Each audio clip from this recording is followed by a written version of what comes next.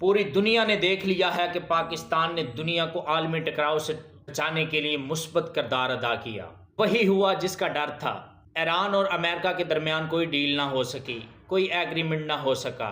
America कहता है कि मैं न्यूक्लियर पावर नहीं बनने दूंगा, ईरान वाले कहते हैं कि हम बनेंगे। अमेरिका कहता है हम नहीं बनने देंगे, ईरान वाले कहते हैं हम बनेंगे। इसी बात पर पाकिस्तान में जो मुज़ाकरात चल रहे थे किसी भी नताज पर ना पहुंच सके। उनको गुमान था कि हम अपने दबाव में लेकर अपने मुतालबात मनवा लेंगे, लेकिन उनको ये नहीं पता था कि उनका पाला किस से पड़ा है। उनका पाला अली के मानने वालों से पड़ा है, करबला के मानने वालों से पड़ा है।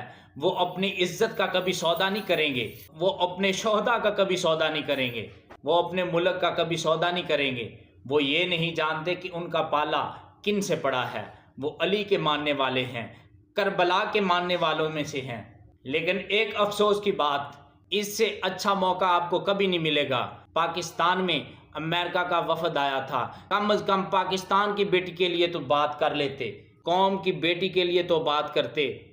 वो बात तक न की, वो वफद वापस चला गया। इससे अच्छा मौका आपको कभी नहीं मिलेगा। अगर आप ये काम कर लेते, पूरी पाकिस्तानी कौम आपके साथ खड़ी थी। इससे आपकी ज़िंदगी में सबसे अच्छा काम ये होना था अगर आप कर लेते तो, क्योंकि इससे बड़ा मौका और अच्छा मौका नहीं आपको मिलना कभी भी। अगर आप मेरी इन बातों से मुत्फिक हैं तो वीडियो को ज़्यादा से ज़्यादा शेयर करें। अगर मेरी आज की ये वीडियो अच्छी लगे तो चैनल को सब्सक्राइब, वीडियो को लाइक, शेयर और कमेंट करना ना भूलें। बहुत शुक्रिया।